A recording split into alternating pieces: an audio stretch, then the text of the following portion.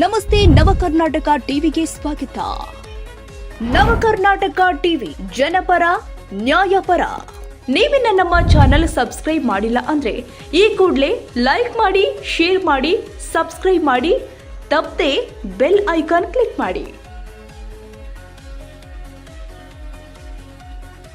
ಮೇ 28ರಂದು ಬಕ್ರೀದ್ ಹಬ್ಬದ ಪ್ರಯುಕ್ತ ಪಟ್ಟಣದ ಹೊರವಲಯದ ಬೃಹತ್ ಸಾಮೂಹಿಕ ಪ್ರಾರ್ಥನಾ ಮಸೀದಿಯಲ್ಲಿ ಪಟ್ಟಣದ ಸಾವಿರಾರು ಮುಸ್ಲಿಂ ಬಾಂಧವರು ಸೇರಿ ವಿವಿಧೆಡೆಗಳಿಂದ ಆಗಮಿಸಿದ ಮುಸ್ಲಿಂ ಸಮುದಾಯದವರು ಸಾಮೂಹಿಕವಾಗಿ ಪ್ರಾರ್ಥನೆ ಸಲ್ಲಿಸುವುದರ ಮೂಲಕ ಸರ್ವ ಜೀವಿಗಳಿಗೆ ಲೇಸನ್ನ ಕರುಣಿಸಲೆಂದು ದೇವರಲ್ಲಿ ಮೊರೆ ಇಟ್ಟಿದ್ದಾರೆ. ವೈಯಕ್ತಿಕ ಶ್ರೇಯಸ್ಸು ಸೇರಿ ಲೋಕ ಕಲ್ಯಾಣಕ್ಕಾಗಿ ಕೃಪೆ ತೋರುವಂತೆ ದೇವರಲ್ಲಿ ಕೋರಿದ್ದಾರೆ. ಅಕೀಲ್ ಮೌಲಾನಾರವರು ಹಾಗೂ ಆಫೀಜ್ ಮೌಲಾನಾ ಅನ್ವರ್ ಸಾಹೇಬ್ ರವರ ನೇತೃತ್ವದಲ್ಲಿ ಎರಡು ಮುಸ್ಲಿಂ ಸಮುದಾಯಗಳಿಂದ ಪರಸ್ಪರ ಪ್ರತ್ಯೇಕವಾಗಿ ಪ್ರತ್ಯೇಕ ಸಮಯದಲ್ಲಿ ಹಾಗೂ ಪ್ರತ್ಯೇಕ ಸ್ಥಳದಲ್ಲಿ ಸಾಮೂಹಿಕ ಪ್ರಾರ್ಥನೆ ಜರುಗಿದೆ.